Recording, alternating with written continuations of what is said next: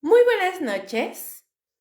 Yo soy Lady Kaboom y les doy la bienvenida a Perturbador, donde los monstruos no salen de la ficción, sino del expediente.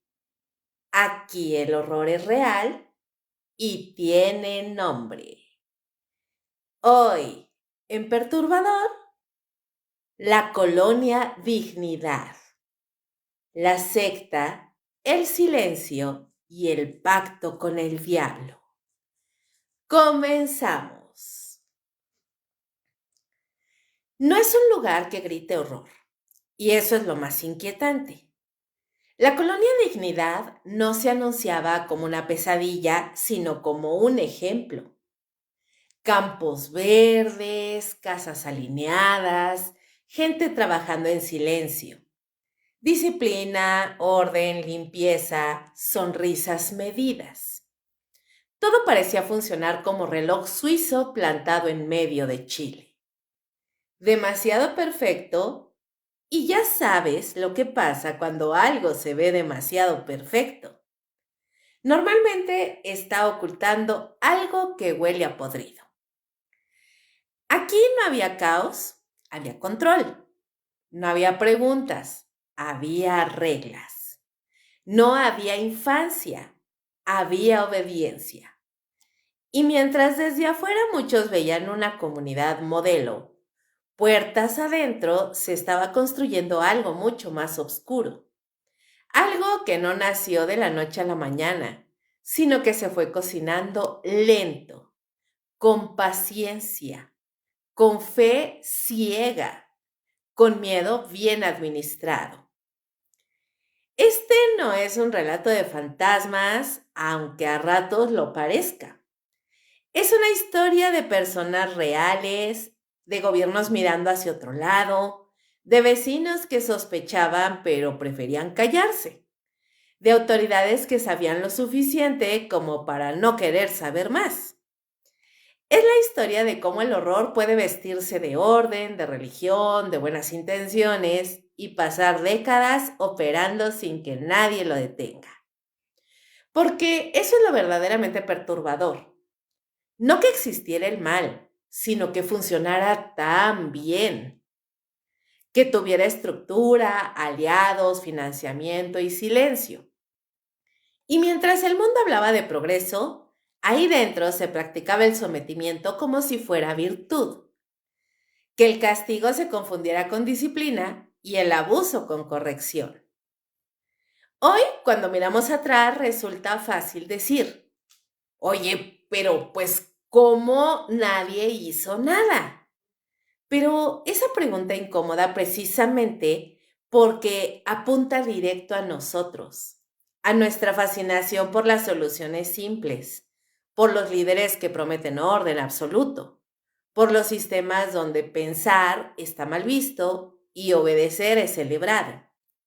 Así que antes de entrar de lleno a esta historia, vale la pena detenernos un segundo y dejar que la pregunta se quede flotando como una espina en la garganta.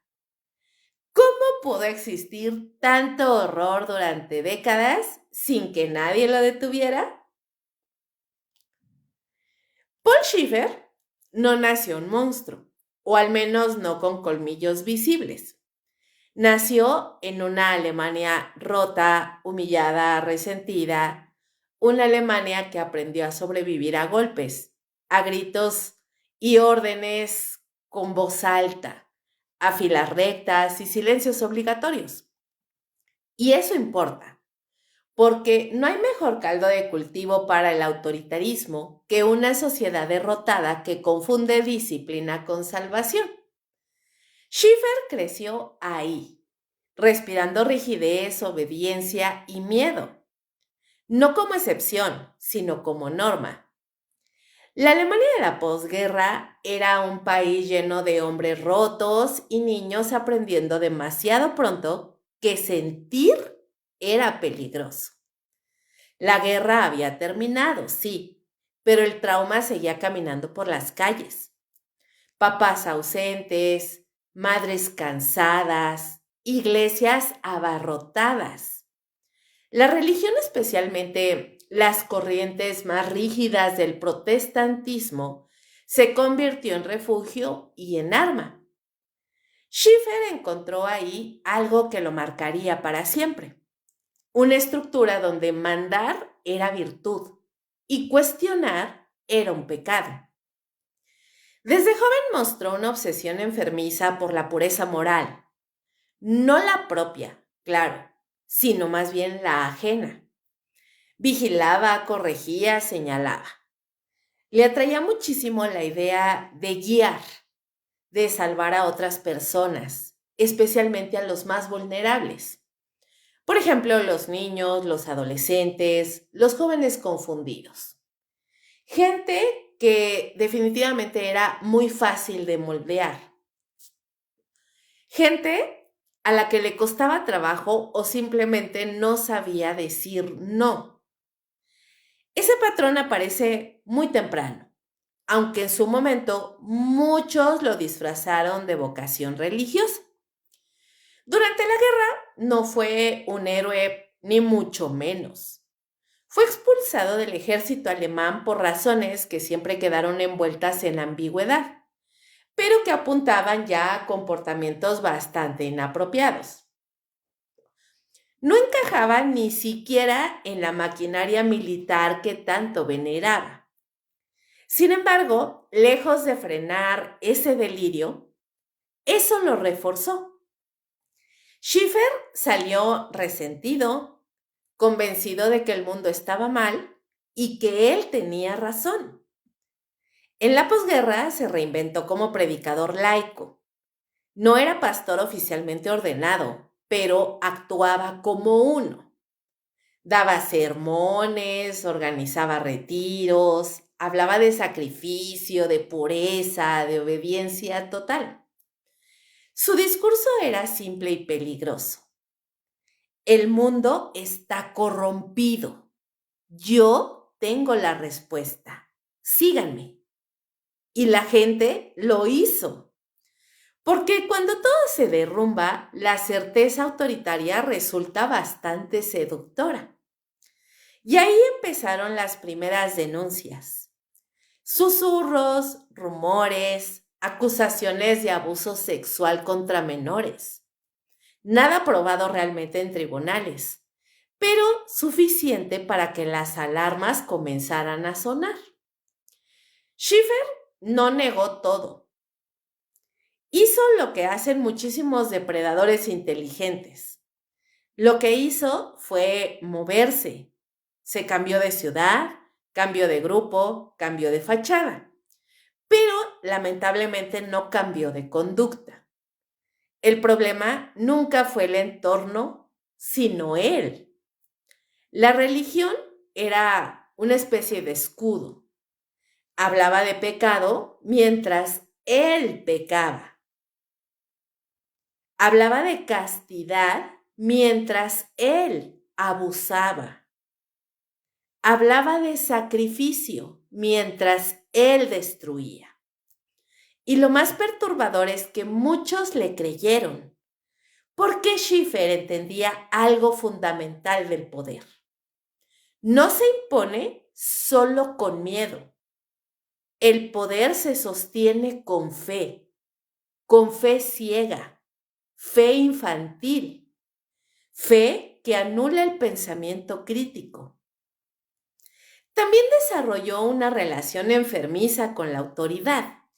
Necesitaba jerarquías claras, castigos visibles, premios simbólicos. El amor para él siempre estaba condicionado. Se daba solo a cambio de obediencia. Y cuando esa obediencia fallaba, aparecía la humillación, la culpa y el aislamiento. Schiffer aprendió a romper voluntades sin necesidad de gritar. Poco a poco fue armando una especie de comunidad cerrada, un grupo de seguidores que lo veían como guía espiritual, como padre, como autoridad absoluta. Empezó a separar, a controlar horarios, relaciones y emociones. El contacto con el exterior se volvió cuanto menos sospechoso. La familia, un obstáculo. El individuo, un estorbo. Solo importaba su grupo. Solo importaba él. En su discurso, el mundo exterior siempre era peligroso, lleno de tentaciones, de corrupción, de pecado.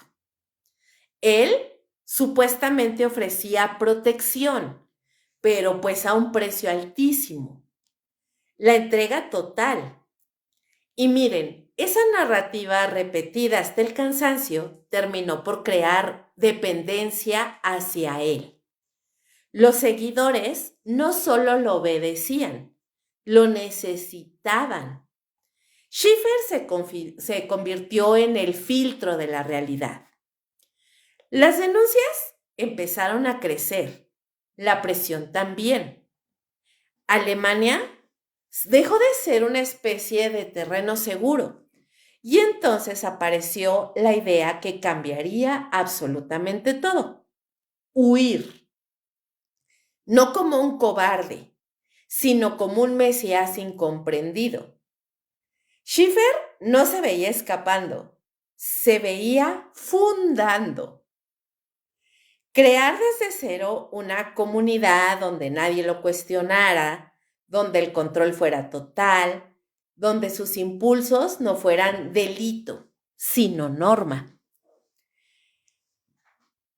Chile apareció como destino ideal.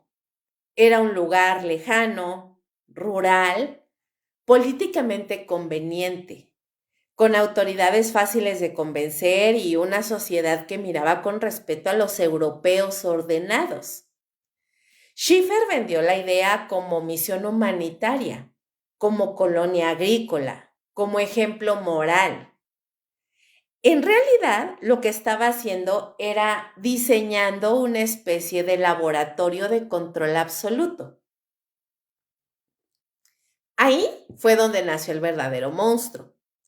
No en un acto puntual, sino en la suma de pequeñas decisiones, como callar, mover, manipular y justificar. Schiffer no necesitó convertirse en algo distinto, solo necesitó un lugar donde nadie le pusiera un límite y lo encontró. Hay algo más que suele pasarse por alto cuando se habla de este hombre, y es su profunda incapacidad para ver a los demás como personas completas. Para Schiffer la gente era simplemente material espiritual, humano, una especie de piezas intercambiables dentro de un proyecto que solo tenía sentido si él estaba al centro. No había empatía real, solo una imitación torpe de preocupación que desaparecía cuando alguien dejaba de ser útil. Su obsesión por el control también estaba ligada al miedo. Miedo al caos, a perder autoridad, miedo a que su máscara se cayera. Schiffer vivía permanentemente a la defensiva, anticipando traiciones, imaginando enemigos. Esa paranoia lo llevó a reforzar aún más las reglas, a endurecer los castigos, a cerrar filas. Todo debía estar bajo su vigilancia directa. En sus discursos hablaba constantemente de sacrificio, pero él jamás se sacrificaba.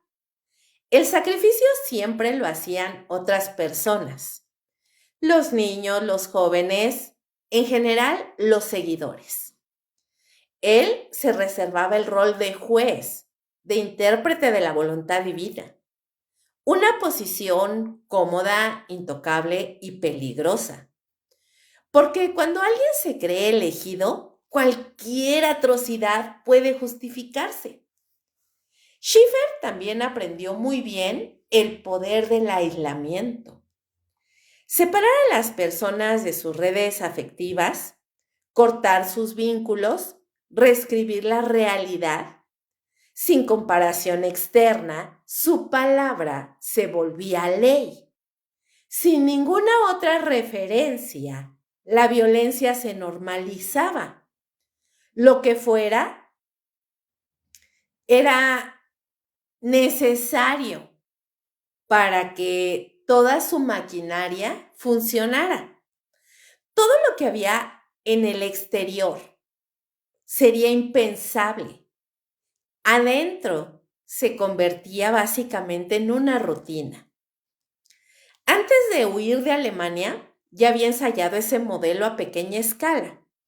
Grupos cerrados, retiros prolongados, reglas estrictas. Y Chile como país no fue una improvisación, fue la expansión natural de un experimento que llevaba años gestándose. La diferencia fue la escala y el silencio. Cuando finalmente dejó Alemania, no lo hizo solo. Se llevó con él a personas que ya estaban quebradas, que ya estaban condicionadas, que ya eran dependientes de él. En realidad no necesitó convencerlas demasiado.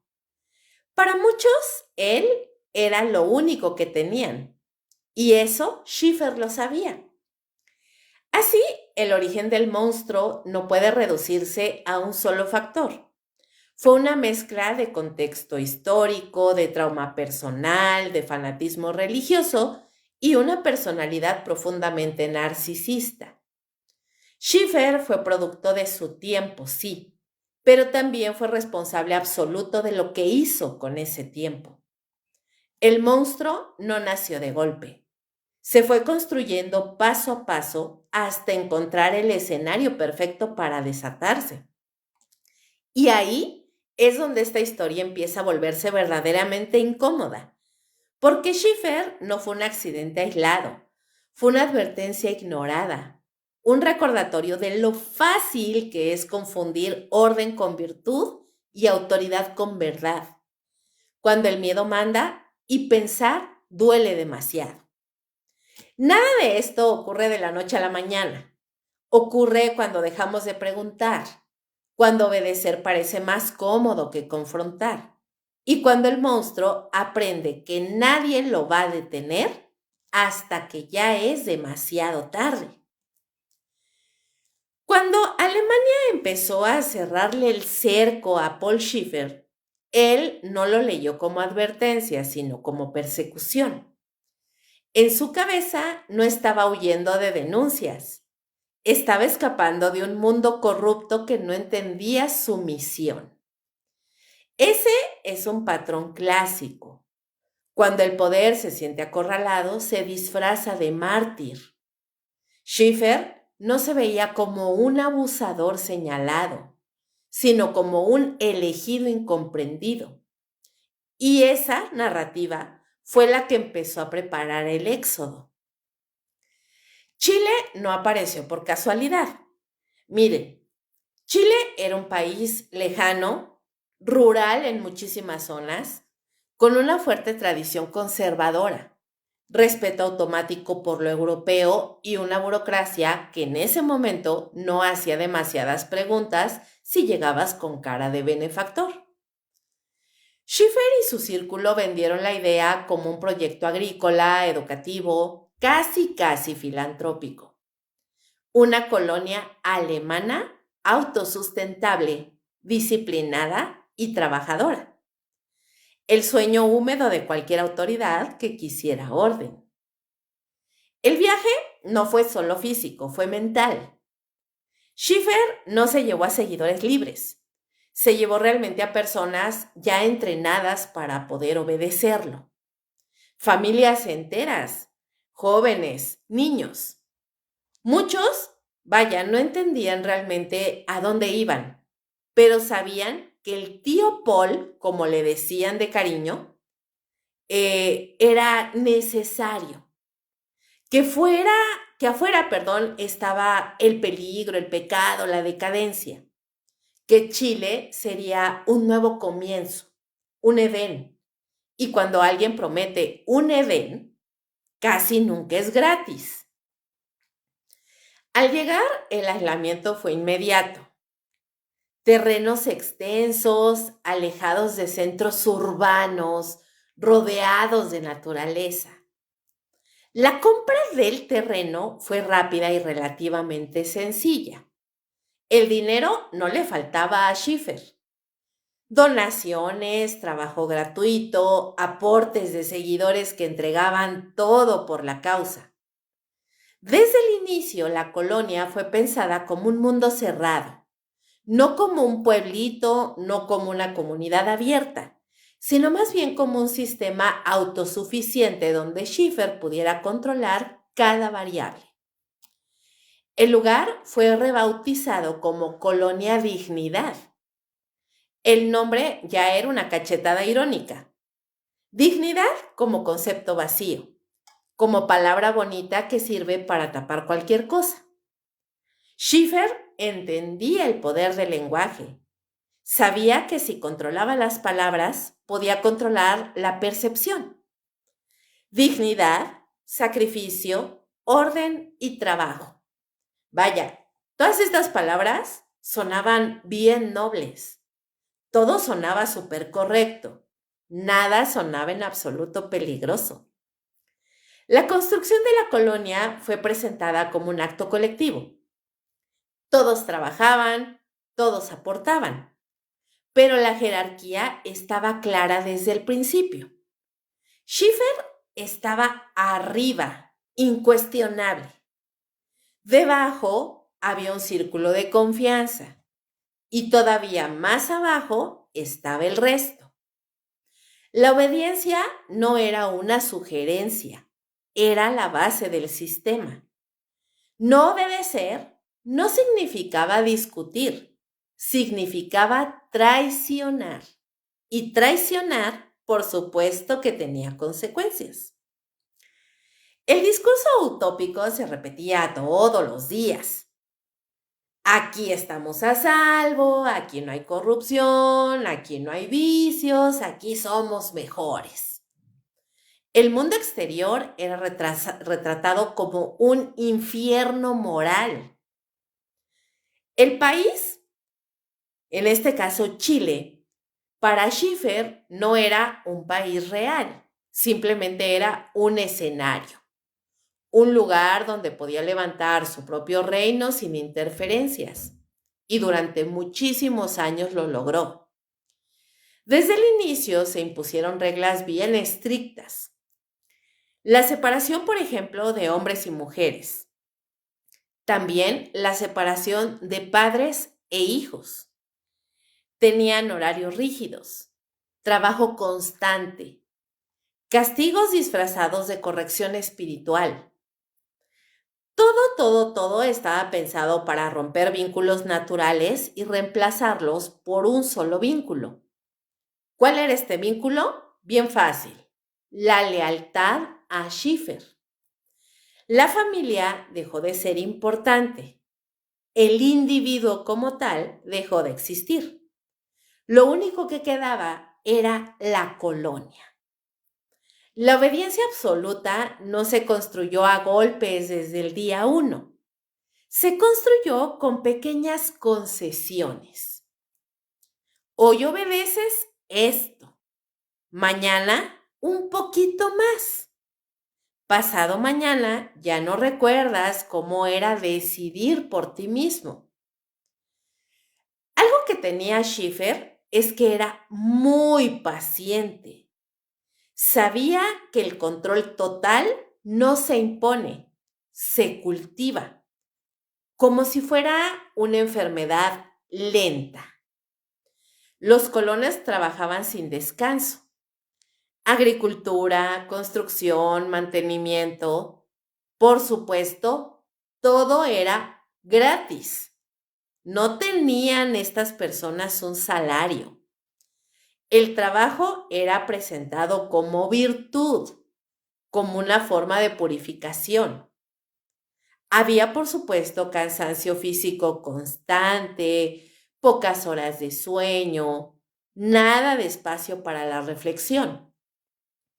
Porque cuando el cuerpo está tan agotado, la mente obedece más fácil.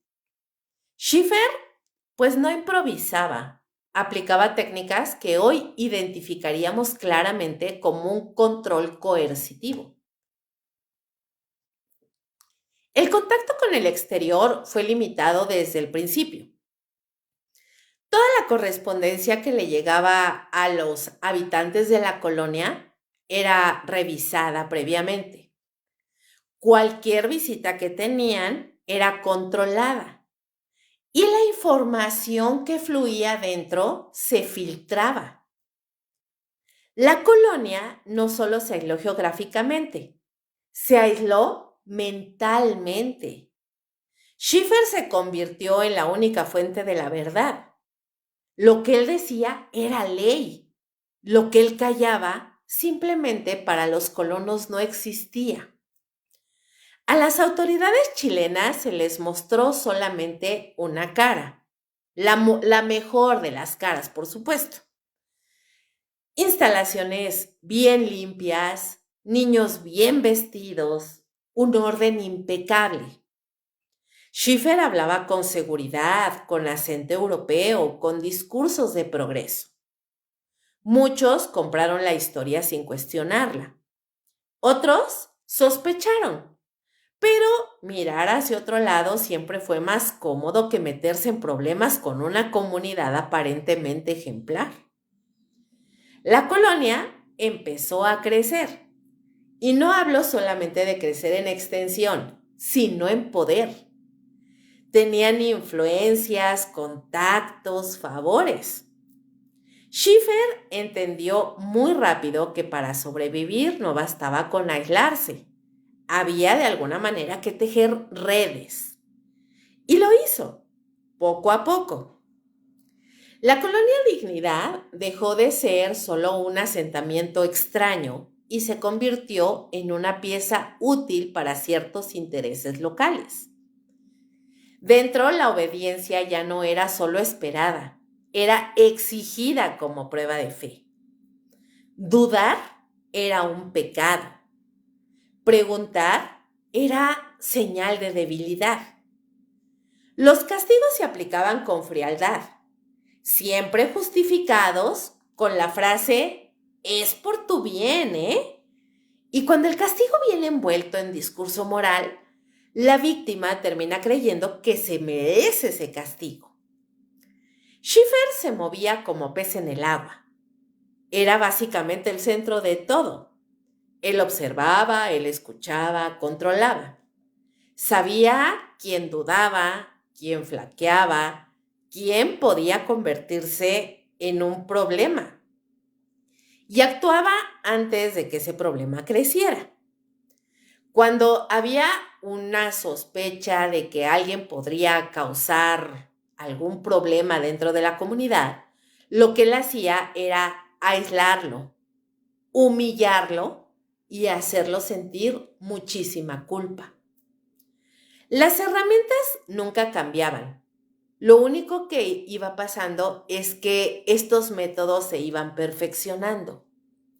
Y así se fundó la Colonia Dignidad.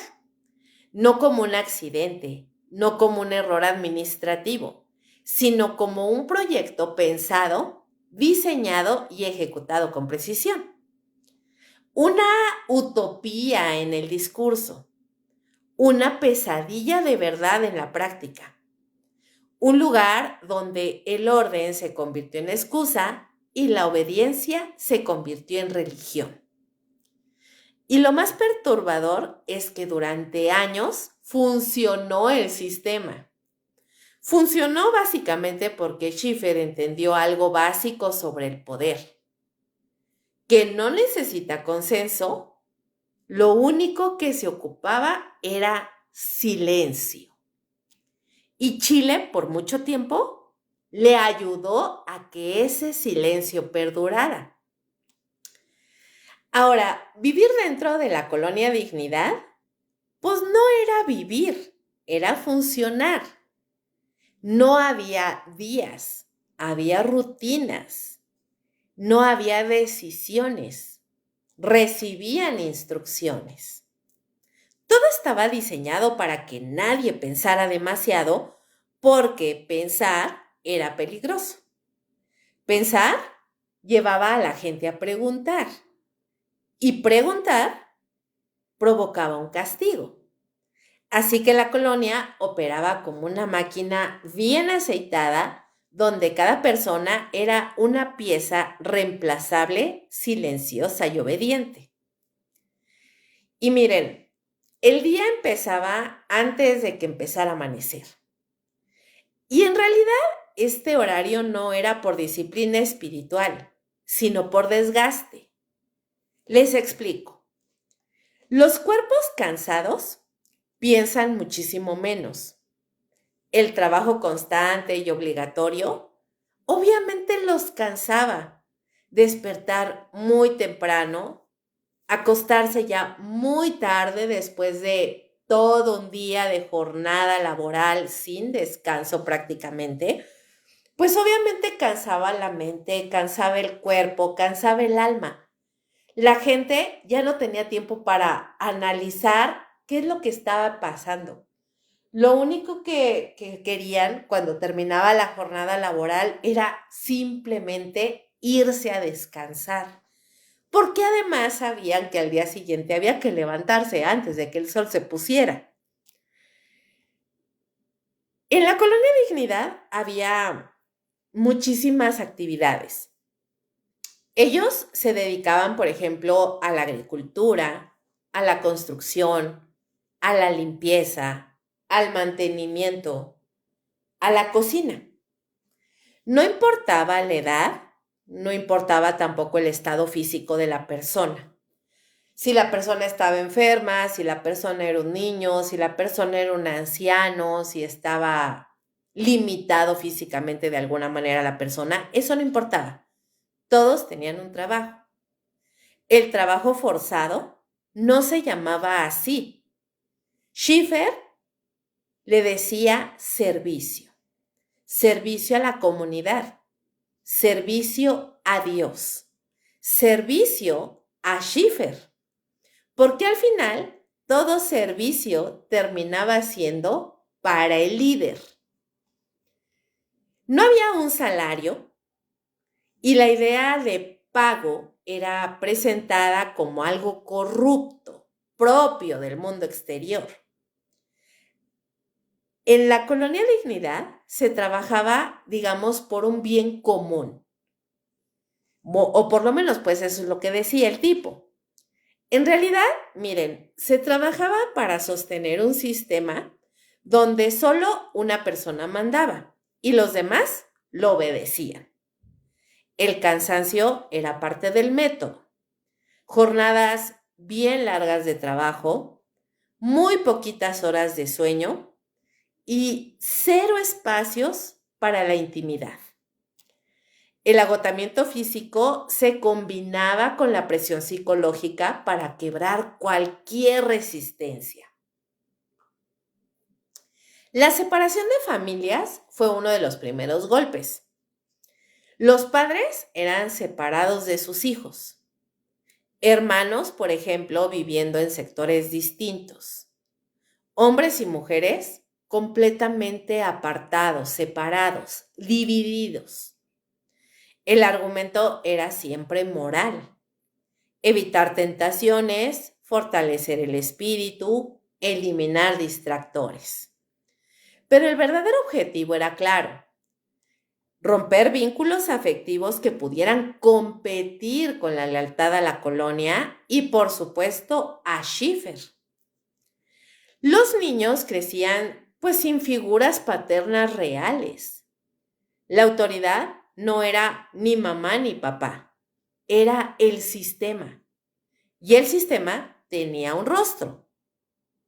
Schiffer se presentaba como guía, como protector y como figura paternal.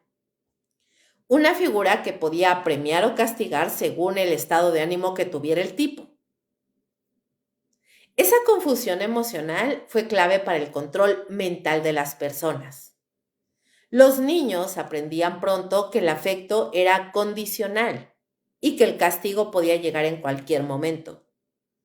El control mental no se ejercía solo con violencia directa, se ejercía con repetición. discursos constantes sobre la culpa, el pecado, el sacrificio, confesiones públicas donde se obligaba a las personas a exponer sus pensamientos más íntimos, humillación disfrazada de purificación.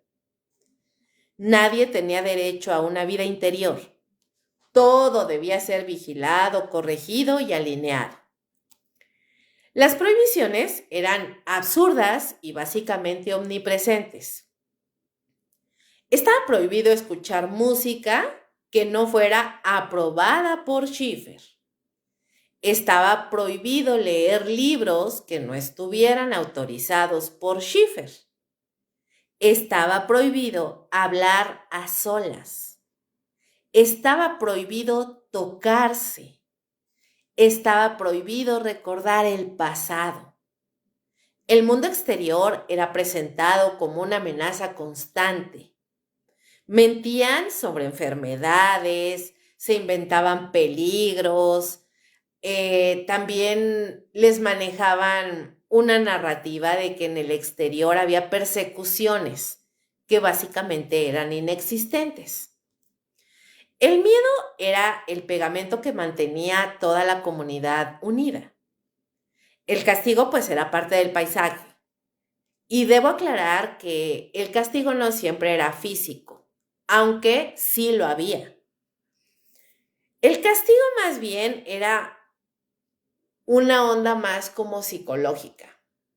Aislamiento, les daban trabajo extra, los privaban de alimento, los humillaban públicamente. El castigo, pues, no buscaba realmente corregir una conducta específica. Lo que buscaba era darle un ejemplo a los demás, como diciendo, mira, él hizo esto y ve lo que le pasó. No quieras tú caer en lo mismo porque te va a pasar algo igual o peor. Ahora, esta idea era para que todos vieran lo que pasaba cuando alguien se salía del huacal, se salía del molde. El mensaje era simple y brutal. Ahí en la colonia no se cuestiona ninguna orden o instrucción que dé Schiffer. Schiffer era el ojo que todo lo observaba, o al menos eso le hacía creer a la comunidad. La sensación permanente de vigilancia generaba que las mismas personas se autocensuraran. Nadie necesitaba estar mirando todo el tiempo si las personas aprendían a vigilarse solas. Ese es uno de los niveles más sofisticados de control. Cuando el miedo ya vive dentro de una persona, no hace falta imponerlo desde afuera. Las relaciones humanas estaban profundamente distorsionadas. Básicamente ahí nadie tenía pues amistades genuinas, solamente alianzas temporales. La desconfianza era fomentada. Se alentaba a denunciar a otras personas, a reportar conductas sospechosas. El chisme, a final de cuentas, se convirtió en una herramienta importante de poder. Nadie sabía en quién confiar. Y cuando no confías en nadie, te aferras al sistema que dice protegerte. El lenguaje también fue manipulado. Las palabras perdían su significado original. Por ejemplo, la palabra castigo dentro de la colonia era nombrado como corrección. El abuso se le llamaba disciplina. La sumisión se le llamaba fe. Esa distorsión constante de la realidad terminaba por desorientar completamente a las personas. Cuando ya no puedes nombrar lo que te pasa, es más fácil sucumbir y dejar de resistirte. El miedo era el verdadero sistema operativo de esa colonia. No era un miedo explosivo, sino un miedo constante, silencioso, cotidiano. Miedo a equivocarse, miedo a pensar mal, miedo a desobedecer sin darse cuenta. miedo a ser señalado.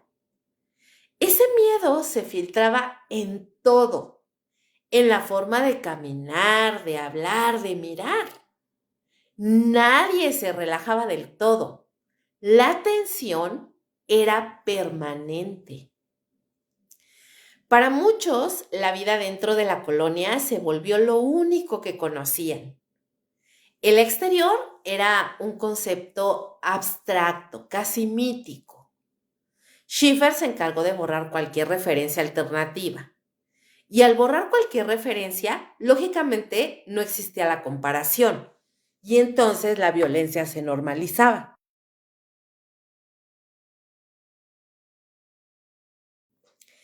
Lo que afuera sería impensable, adentro se aceptaba como algo normal, natural, como una rutina.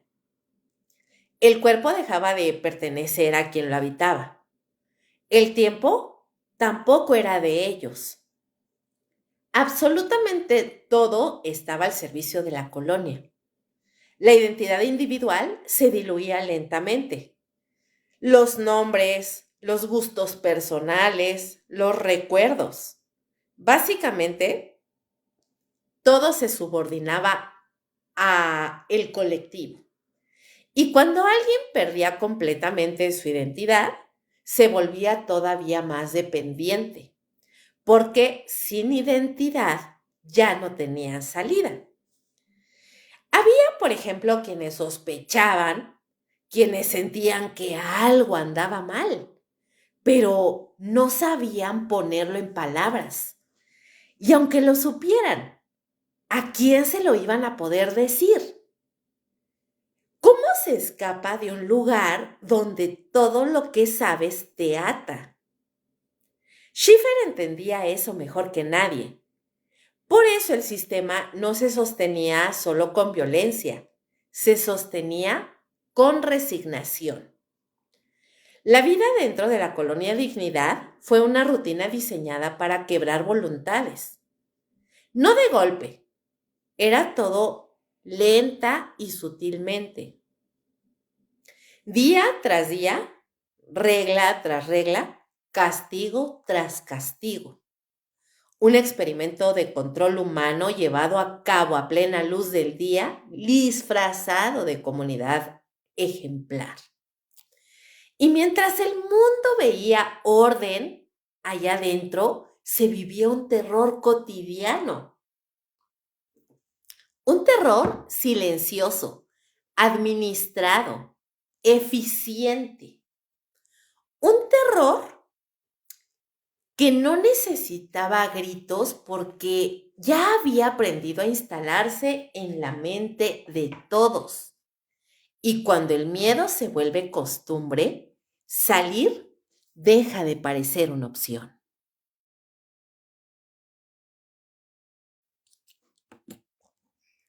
Hablar de los abusos en la colonia Dignidad no es sencillo, porque durante años ni siquiera a quienes los vivieron podían nombrarlos. No porque no les dolieran, sino porque el sistema estaba diseñado para que parecieran normales. Ahí el abuso no llegaba como una explosión, llegaba como una rutina, como parte del día a día, como algo que simplemente, pues así era. Y cuando el horror se vuelve cotidiano, pues deja de gritar o de brincar alarmas. Los testimonios que salieron a la luz décadas después tienen algo en común. Todas las personas que llegaron a salir de ahí hablaban de confusión. Confusión en todos los aspectos, emocional, moral y hasta física. Nadie en realidad llegaba pensando que eso era violencia. De alguna manera les enseñaron que era corrección, que era cariño malentendido, que era un sacrificio necesario. Desde niños se les entrenó para no confiar en sus propias sensaciones. Si algo dolía, era porque ellos estaban mal. Si algo incomodaba, era porque eran débiles. El sistema siempre tenía razón. El abuso infantil Fue sistemático, no accidental y tampoco fue aislado. Schiffer tenía acceso total a los niños. Él decidía quién dormía, dónde, quién trabajaba, con quién necesitaba atención especial, entre comillas, y pues obviamente nadie lo cuestionaba. Porque cuestionarlo era cuestionar a Dios, a la comunidad, al orden mismo.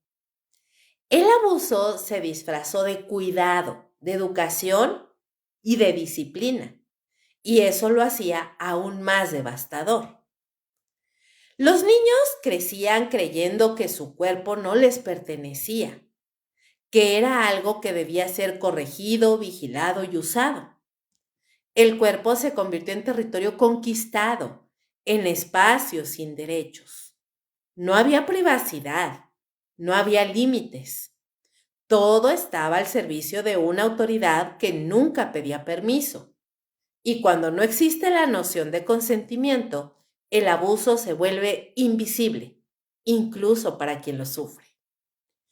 Muchos testimonios coinciden en algo verdaderamente aterrador: el momento en que dejaron de resistirse. No porque dejaran de sentir miedo o dolor, sino porque entendieron que resistir solo empeoraba las cosas. Esa rendición no fue voluntaria, fue inducida. Fue el resultado de años de control mental, de castigos, de aislamiento. El sistema no buscaba solo cuerpos obedientes, buscaba voluntades quebradas. La violencia no era solo sexual, era psicológica, emocional, simbólica. Humillaciones constantes, amenazas veladas, castigos colectivos. Schiffer sabía que no hacía falta golpear todo el tiempo si lograba que el miedo hiciera el trabajo por él. Y lo logró. Las personas aprendieron a callar antes incluso de ser amenazadas. El silencio se volvió reflejo. El silencio no fue casual, fue impuesto, reforzado y premiado. Hablar estaba prohibido. Denunciar era traición. Las víctimas eran convencidas de que nadie les creería, de que afuera el mundo era todavía peor. Se les decía que si hablaban, destruirían la comunidad, que serían responsables del sufrimiento de todos. La culpa se convirtió en una mordaza eficaz. Dentro de la colonia, el abuso se normalizó hasta volverse paisaje. Los adultos lo veían, lo intuían, lo sabían, pero callaban. Algunos por miedo, otros por conveniencia, otros porque también estaban atrapados. Eso no los absuelve, pero ayuda a entender cómo el horror puede expandirse cuando nadie lo enfrenta. El abuso no necesitaba agresores, necesitaba espectadores silenciosos. Schiffer se movía con total impunidad. Cambiaba víctimas, variaba métodos, ajustaba estrategias. Era meticuloso. Sabía cómo no dejar rastros visibles, cómo confundir, cómo manipular recuerdos. Las víctimas crecían con la sensación de que lo vivido era una especie de secreto vergonzoso, algo que no debía existir ni siquiera en su propia mente. El cuerpo, en la colonia Dignidad, era un objeto más del sistema. No había derecho al placer, pero sí a la invasión. No había derecho al deseo, pero sí al castigo. Esa contradicción constante generó una relación profundamente distorsionada con la corporalidad. Muchos sobrevivientes tardaron años en poder habitar su propio cuerpo sin culpa, sin miedo y sin vergüenza. El abuso se sostenía también gracias a la fragmentación, porque nadie tenía la historia completa. Cada víctima creía estar sola, creía ser la única, y esa soledad multiplicaba el dolor. Schiffer se encargó de que nunca hubiera una visión global, porque una visión global habría permitido reconocer un patrón. El patrón era el enemigo. Cuando algunas denuncias empezaron a filtrarse hacia afuera, fueron minimizadas. Se habló de exageraciones, de conflictos internos, de malentendidos culturales. El discurso de la colonia como comunidad ejemplar pesó mucho más que las voces rotas de quienes intentaban denunciar o hablar. El sistema protegió al sistema. El horror silencioso no solo ocurrió dentro de los muros, ocurrió también en la indiferencia externa, en la lentitud de la justicia, en la comodidad de mirar a otro lado. Durante años las víctimas hablaron en susurros mientras el mundo escuchaba aplausos. Muchos sobrevivientes cuentan que lo más difícil no fue el abuso en sí, sino la negación posterior. Muchas autoridades a los denunciantes les dijeron que exageraban, que no era para tanto, que ya había pasado, que lo superaran, como si el trauma tuviera una fecha de caducidad, como si el cuerpo olvidara, como si el silencio no dejara marcas. El daño fue profundo y duradero. Relaciones rotas, identidades fragmentadas, confianza destruida. Schiffer no solo abusó de cuerpos, abusó del tiempo, del futuro, de la posibilidad de una vida distinta. Se robó infancias, le robó la voz a la gente, le robó su memoria. Y lo hizo con método, con estructura, con apoyo. Por eso, este no es solo un capítulo de horror individual. Es un ejemplo brutal de cómo la violencia sistemática puede instalarse cuando el poder no encuentra límites, cuando el cuerpo deja de ser propio y el silencio se convierte en ley. Hablar de la colonia Dignidad es hablar de un horror que no necesitó gritar, que operó en voz baja durante décadas, protegido por la normalidad aparente. Y esa es quizá la lección más incómoda. El abuso más devastador no siempre se esconde en la oscuridad. A veces vive a plena luz del día, sostenido por el silencio de todos.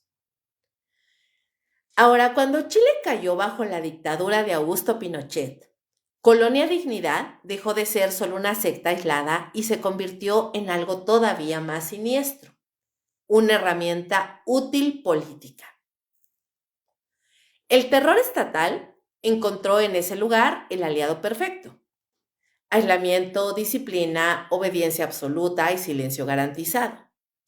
La colonia ya operaba como una cárcel no declarada, así que adaptarla como centro de detención clandestino fue casi natural. No hubo que inventar nada nuevo, solo aprovechar lo que ya existía. La DINA, que era la policía secreta del régimen, necesitaba espacios fuera del radar, lugares donde la ley no entrara y de donde nadie saliera hablando. La colonia Dignidad ofrecía exactamente eso, un territorio cerrado, vigilado, con una comunidad entrenada para no preguntar y una autoridad interna que colaboraba gustosa. Estado y secta sellaron un pacto no escrito pero profundamente funcional. Tú me das silencio y yo te doy protección. Los detenidos políticos empezaron a llegar de forma discreta, trasladados de noche, sin registros, sin nombres. Para muchos, ese fue el último lugar donde estuvieron vivos. Dentro de la colonia, la tortura no era una anomalía, era una extensión del sistema. El dolor ya estaba normalizado.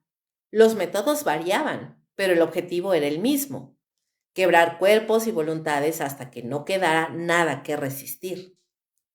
Testimonios posteriores hablaron de gritos ahogados, de salas subterráneas, de electroshocks, de interrogatorios interminables. Pero también hablaron del terror psicológico, de la sensación de estar en un lugar donde nadie iba a buscarte, donde el tiempo se detenía, donde el mundo exterior simplemente dejaba de existir. La colonia funcionaba como un agujero negro. Lo que entraba desaparecía. Las desapariciones se volvieron parte del engranaje. Personas que nunca reaparecieron. Familias que nunca recibieron respuestas.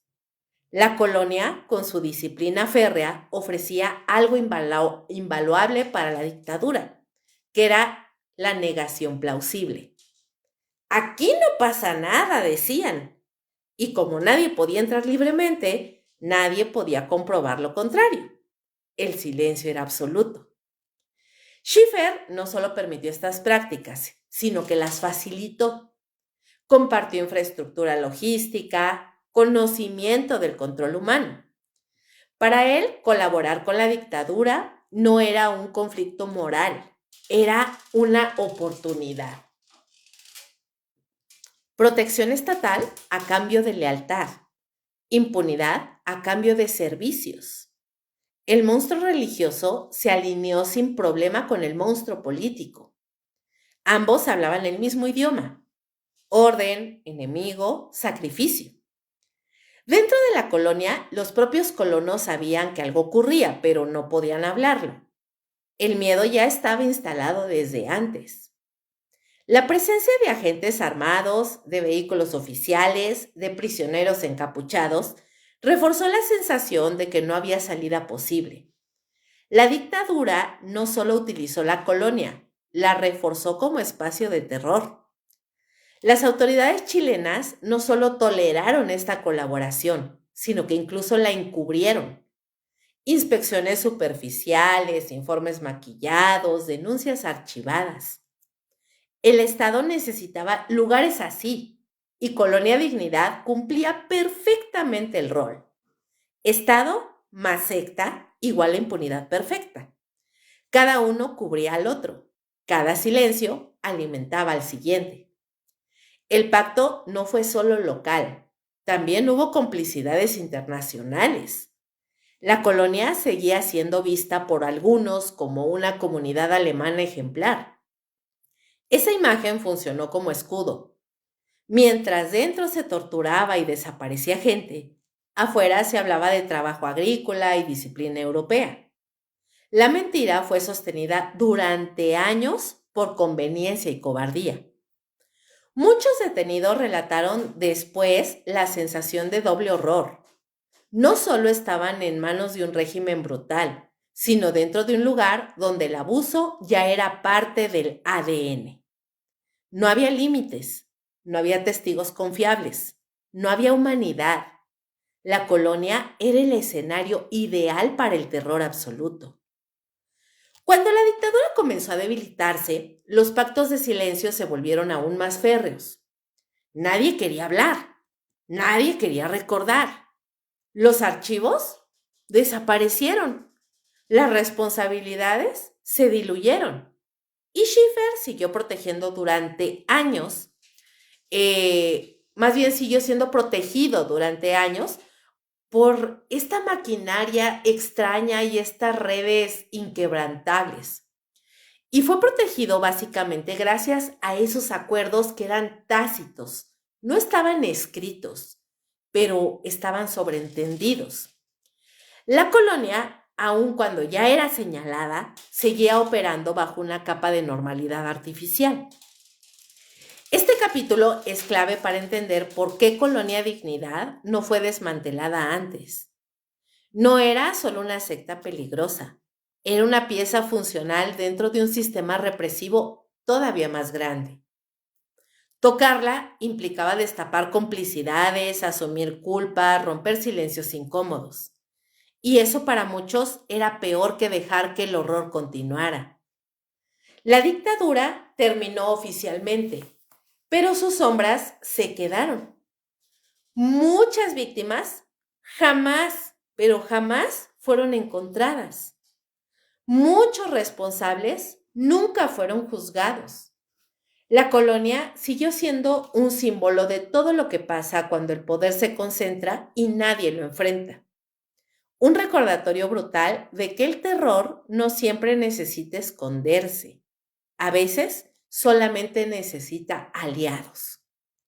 La colonia Dignidad fue durante años la prueba viviente de que cuando el Estado decide usar el mal como herramienta, siempre encuentra quien esté dispuesto a administrarlo. Y ese es quizá uno de los legados más oscuros de esta historia. La confirmación de que el horror organizado no es un accidente, es una decisión compartida. La colonia Dignidad no sobrevivió décadas por ser invisible. Sobrevivió porque fue convenientemente visible. Había denuncias, rumores, reportajes, advertencias diplomáticas y testimonios dispersos. No era un secreto bien guardado, era un escándalo incomodísimo.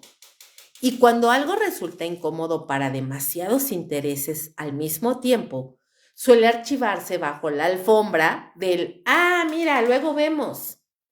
El mundo lo sabía, pero decidió no hacer nada. El gobierno chileno tuvo información desde muy temprano.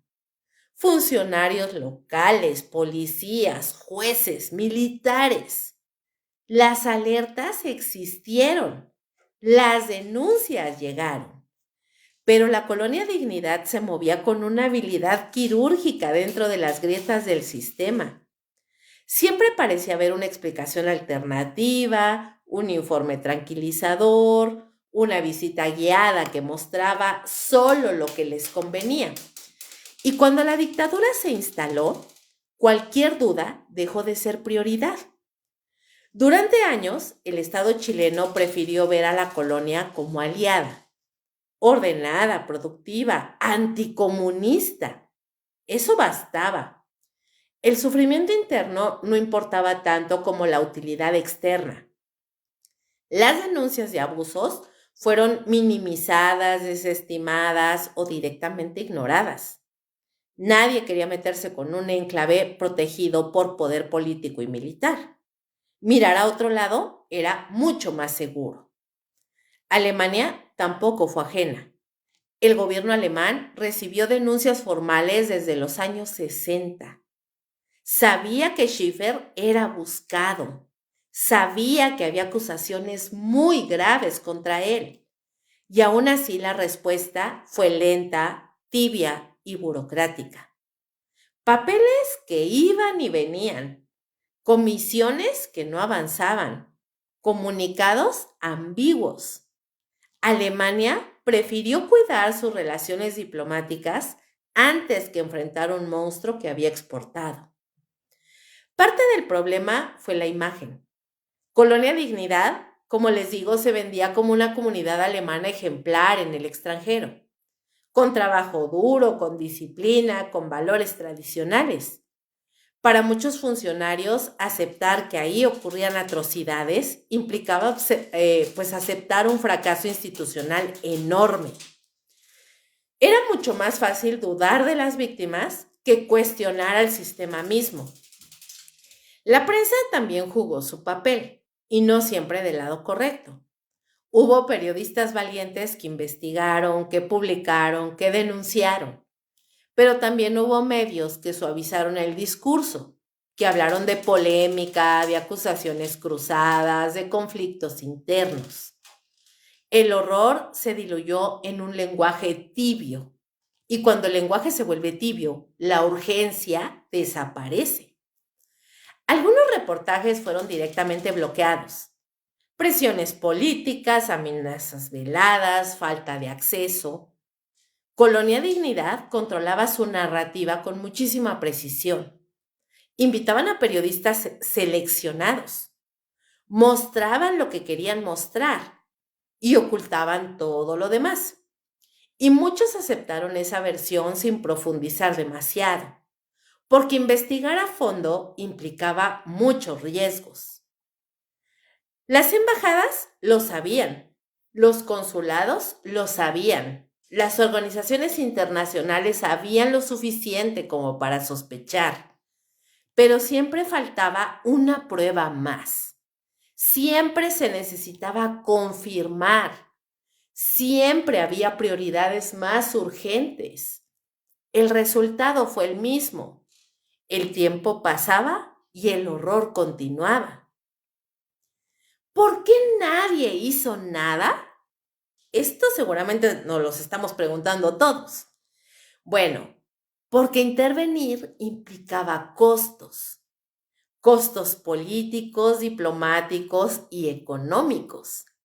Implicaba enfrentarse a aliados incómodos, admitir errores, romper pactos silenciosos. Y el sistema internacional rara vez actúa por ética pura, actúa por conveniencia. Y la colonia Dignidad fue conveniente durante demasiado tiempo. También hubo un factor cultural, la tendencia a idealizar lo europeo, a asumir que el orden equivale a moralidad. Muchísimos chilenos crecieron escuchando que la colonia era un ejemplo. Cuestionarla parecía casi un sacrilegio. Ese prejuicio jugó a favor del silencio. Las víctimas, mientras tanto, gritaban en silencio. Algunas lograron escapar, otras intentaron denunciar.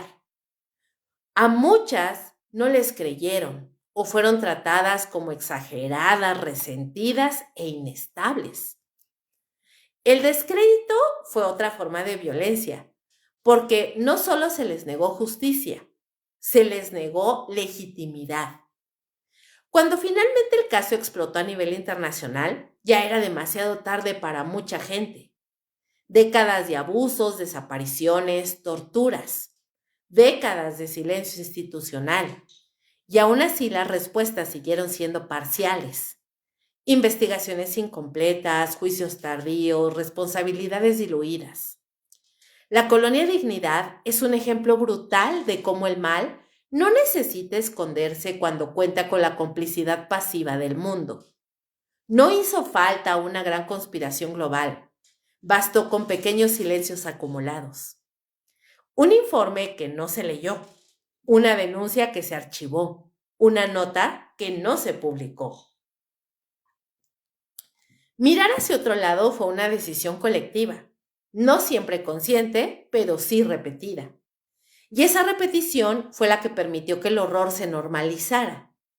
El mundo no fue engañado, simplemente fue complaciente. Hoy, cuando se revisan los archivos, cuando se escuchan los testimonios completos, la pregunta sigue siendo incómoda. ¿Cuántas oportunidades hubo para detener esta masacre antes? ¿Cuántas veces se pudo haber intervenido? ¿Cuántas vidas se perdieron por miedo a incomodar? La colonia Dignidad no solo expone a Paul Schiffer y a su círculo, expone a gobiernos, instituciones y medios que eligieron la comodidad del silencio. Y esa es quizá la parte más perturbadora. El horror no avanzó solo, avanzó acompañado. La caída de la colonia Dignidad no fue un derrumbe espectacular, fue un desmoronamiento lento, incómodo, lleno de resistencias y medias verdades. No hubo un día exacto en que todo se vino abajo. Hubo grietas que se fueron abriendo cuando ya no pudieron taparse con discursos de orden y trabajo. Durante años, el sistema aguantó porque todavía había poder interesado en sostenerlo. Pero ese blindaje empezó a fallar. Con el retorno paulatino de la democracia en Chile, las denuncias comenzaron a tener un poco más de espacio para respirar. Sobrevivientes que habían logrado escapar empezaron a hablar con mucha más fuerza. Ya no solo eran rumores, eran relatos coherentes, repetidos, imposibles de seguir ignorando. Aún así, la reacción institucional fue lenta. Nadie quería ser el primero en destapar un caso que implicaba tantísimas complicidades. Paul Schiffer lo permitió antes que nadie. El ambiente ya no era tan seguro. Las visitas oficiales ya no eran tan amables. Los periodistas insistían todavía más. Las autoridades preguntaban cosas incómodas. El monstruo, acostumbrado al control total, empezó a sentir algo que detestaba: la incertidumbre. Y cuando Schiffer sintió que su poder peligraba, hizo lo que siempre supo hacer mejor: desaparecer. La fuga fue caótica y reveladora. Schiffer huyó de la colonia como un maldito criminal común, no como un líder espiritual que decía ser. Este hombre huyó, se ocultó, se movió entre países, utilizó redes de protección que evidenciaban hasta qué punto no estaba solo. Durante años logró evadir la justicia gracias a contactos, dinero y la inercia de sistemas que no sabían o no querían reaccionar rápido. Mientras tanto, la colonia Dignidad empezó a vaciarse simbólicamente, porque sin su líder, sin ya tener un líder presente, visible, muchas estructuras comenzaron a resquebrajarse. Algunos colonos empezaron a hablar, otros a huir. La fachada de comunidad ejemplar ya no se sostenía con la misma fuerza. El miedo seguía ahí, pero sin el centro absoluto empezó a fragmentarse. Los juicios llegaron tarde y mal. Tarde para muchas víctimas que ya no estaban. Mal porque no abarcaron todo. Schiffer fue finalmente capturado en la Argentina y extraditado a Chile. Su imagen, envejecida y frágil, contrastaba brutalmente con el poder que había ejercido durante décadas. Pero esa imagen no engañó a quienes sabían lo que había hecho. El monstruo estaba acorralado, pero no redimido. En los tribunales, Schiffer fue condenado por abuso sexual, pero muchas de las acusaciones más graves quedaron afuera. Las desapariciones, las torturas, las complicidades estatales. Todo eso se diluyó en procesos fragmentados. La justicia llegó, pero incompleta. Y cuando la justicia es incompleta, deja una sensación amarga, como si el horror no hubiera sido realmente enfrentado. Muchos colonos nunca fueron juzgados. Otros fueron presentados como simples víctimas, sin ningún matiz. La realidad fue más compleja. ¿Hubo víctimas? Sí, pero también hubo colaboradores activos, personas que sabían y callaron, que participaron y justificaron. El sistema no se sostenía solo con Schiffer. Él era el eje, pero no el único responsable. La colonia fue rebautizada, reorganizada, maquillada. Cambió de nombre, de administración, de discurso, pero el lugar seguía cargado de una memoria pesada. Para muchos sobrevivientes, ver cómo ese espacio continuaba funcionando de alguna manera fue una segunda violencia, como si el pasado pudiera reciclarse sin rendir cuentas completas. Schiffer murió en prisión, sin mostrar ningún arrepentimiento real. Murió sin revelar todo lo que sabía, sin señalar a todos sus cómplices, sin responder por cada vida que dañó. Su muerte cerró un capítulo, pero dejó demasiadas páginas arrancadas. El silencio, una vez más, ganó terreno. La fuga y la caída expusieron algo fundamental. El sistema no colapsó porque la sociedad se volviera más justa. Colapsó porque ya no fue rentable sostenerlo. Cuando el costo político superó el beneficio, entonces sí se actuó. Esa constatación es incómoda, pero necesaria. Las víctimas quedaron con verdades parciales, con justicia a medias, con traumas que no se resolvieron en un tribunal. Muchos sobrevivientes tuvieron que reconstruir sus vidas sin apoyo real del Estado, cargando con un pasado que nadie les enseñó a procesar. La caída del monstruo no implicó la reparación del daño. La colonia Dignidad no terminó cuando Paul Schiffer fue encarcelado. Terminó, en todo caso, la ilusión de impunidad eterna. Pero el legado de control, de silencio, de violencia institucionalizada siguió flotando, como un recordatorio de que el horror puede ser derrotado, sí, pero casi nunca completamente. La historia de su caída es también la historia de una justicia tardía y temerosa, una justicia que llegó cuando ya no había forma de reparar lo irreparable. Y eso deja una pregunta abierta que sigue incomodando. ¿Qué habría pasado si se hubiera actuado antes? ¿Cuántas vidas se habrían salvado si alguien hubiera tenido el valor de enfrentar el monstruo cuando aún estaba creciendo? Cuando se habla de Colonia Dignidad, siempre hay una sensación persistente de historia incompleta, como si lo que se conoce fuera apenas la capa visible de algo mucho más profundo, más turbio y deliberadamente oculto. Porque aunque hubo juicios, condenas y reportajes, demasiadas preguntas quedaron flotando en el aire, demasiados cabos sueltos, demasiadas puertas cerradas a la fuerza. Uno de los puntos más inquietantes son los archivos desaparecidos, documentos que según testigos existieron durante años dentro de la colonia. Registros médicos, listas de detención, informes de visitas, bitácoras internas, grabaciones. Material sensible que nunca apareció completo. Algunos archivos se destruyeron, otros simplemente se esfumaron. Nadie sabe exactamente cuándo ni quién dio la orden, ni cuántos documentos se perdieron para siempre. Y cuando desaparecen archivos en un caso así, pues no es por descuido, es porque los desaparecieron premeditadamente porque así les convenía. Esos documentos podrían haber aclarado el destino de muchos desaparecidos, haber confirmado nombres, fechas, responsables. Podrían haber vinculado de manera directa a más funcionarios del Estado, a más actores internacionales, a más redes de poder, pero no están, y su ausencia habla tan fuerte como cualquier testimonio. El silencio documental también es una forma de violencia.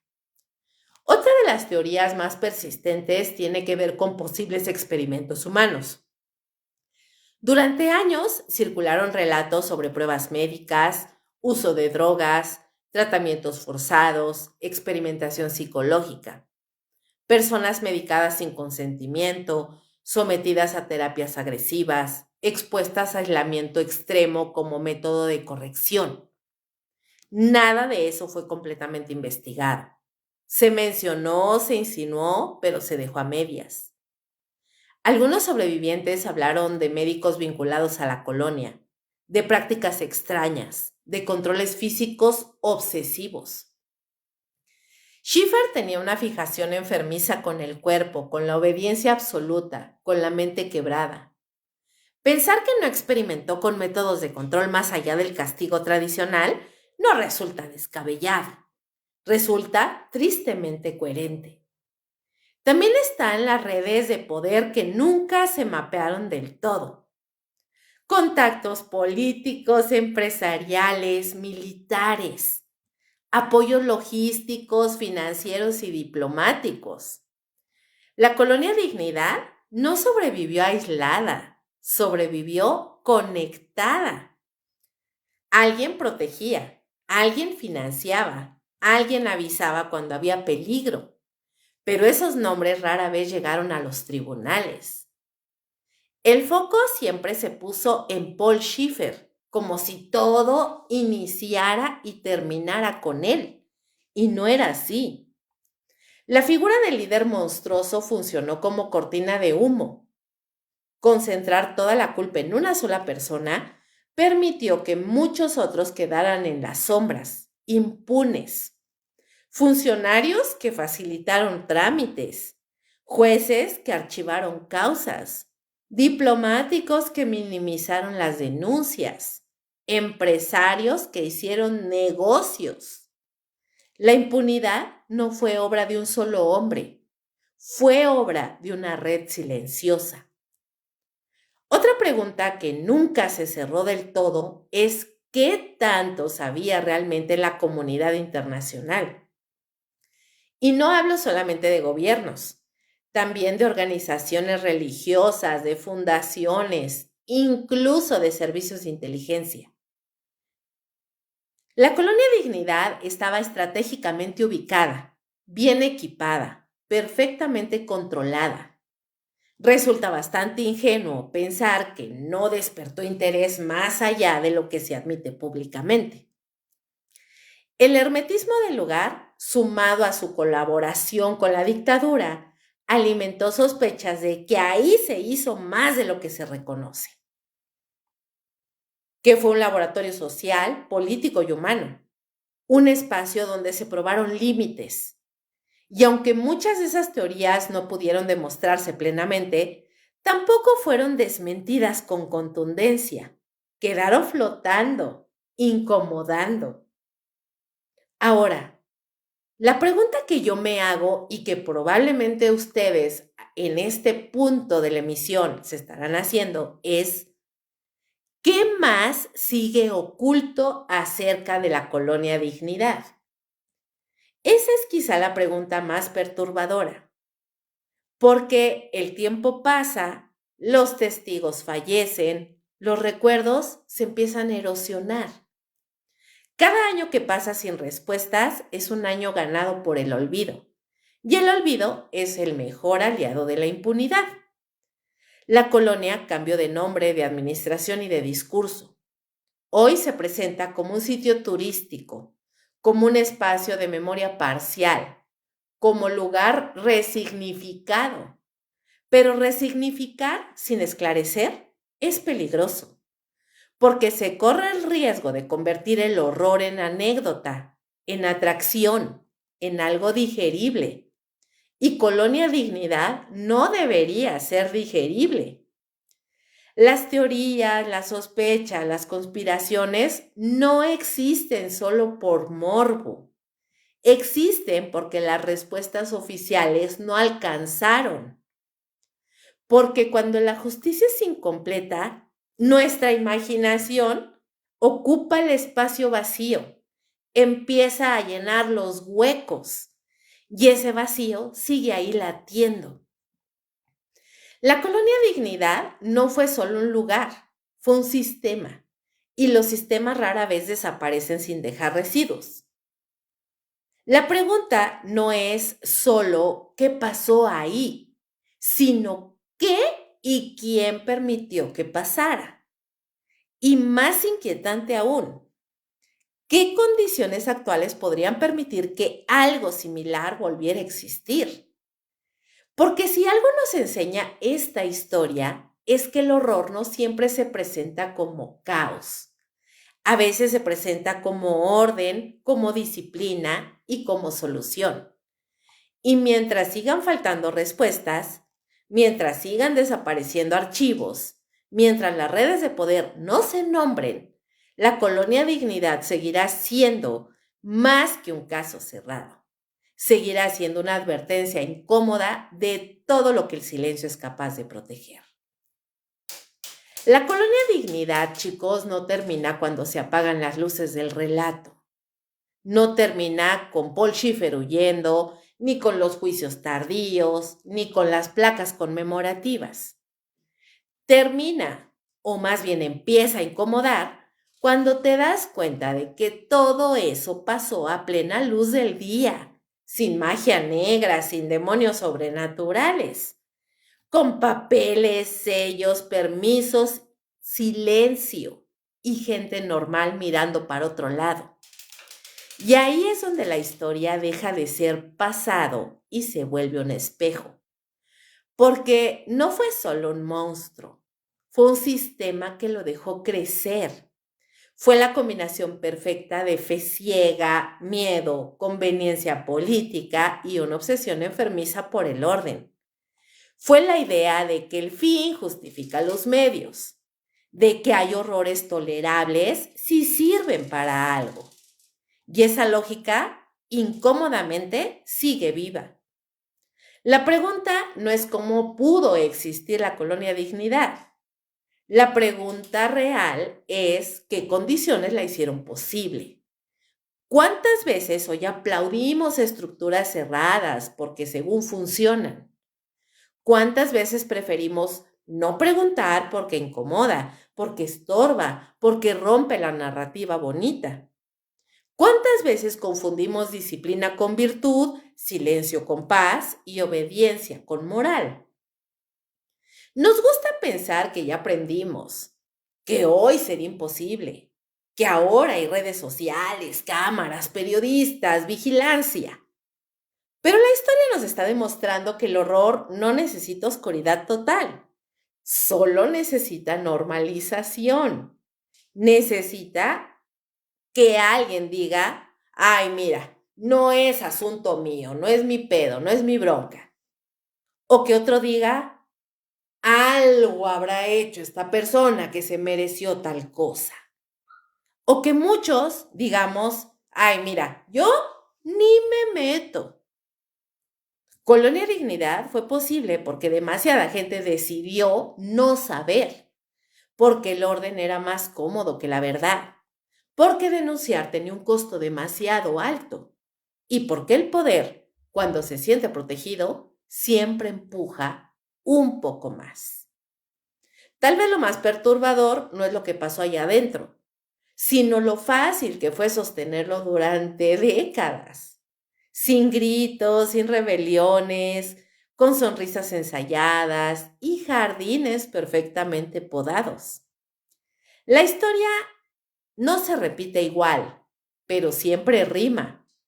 Cambian los nombres, los países, las banderas, pero las dinámicas, ay caramba, esas sí que son tercas y siguen esperando el contexto adecuado. Así que cuando alguien te diga, uy, no, mano, eso ya no puede pasar, pues desconfía, porque el verdadero antídoto no es la memoria ceremonial, sino la incomodidad constante, la sospecha, la pregunta que no se calla. Porque el día que dejemos de incomodarnos es justo el día en que el horror vuelve a encontrar su lugar. Y así es como terminamos esta historia bastante triste, bastante increíble, una mancha terrible en la historia de Chile y también de Alemania y de todos los que estuvieron implicados en la creación o la fundación de esta supuesta colonia que era más un campo de concentración que una colonia, como ellos la vendían, autosustentable. Espero que este tema les haya interesado mucho. Son de esos temas que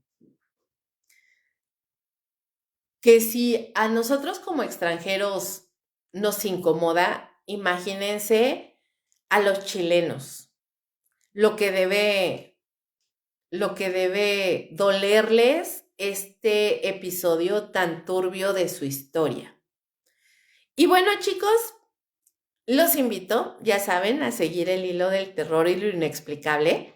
Mañana, en punto de las 10 de la noche, hora de México, en la hora macabra, en vivo por Facebook Live. Les recuerdo que este capítulo y todos los demás estarán disponibles en mi canal de YouTube y Spotify, donde me pueden encontrar como Kabum Podcast. Síganme y formen parte de esta comunidad siniestra. Y por supuesto que si quieren escuchar leyendas y cuentos cortos de terror y más, entren a mi canal de WhatsApp. Ahí me encuentran como Kabum. Muchísimas gracias por acompañarme en esta emisión de Perturbador. Les deseo que este 2026 sea increíble, que todas las cosas chingonas que les pasaron el año pasado se multipliquen por 10 y todas las cosas no tan positivas que les pasaron se borren del sistema. No podemos pensar que todo va a ser maravilloso, pero recuerden que cada tropiezo o cada dificultad que tenemos es un aprendizaje. Entonces, lo no tan bueno que les pasó el año pasado es un aprendizaje para que en este año no se repita. Van a cometer nuevos errores, van a tener nuevas situaciones difíciles, sí, pero hay que tomarlo siempre como un aprendizaje. Espero que este año sea el mejor para ustedes y toda su familia. Y bueno, chicos, muchísimas gracias por acompañarme en esta emisión. Muy buenas noches y como siempre les deseo dulces pesadillas. ¡Chao, chao!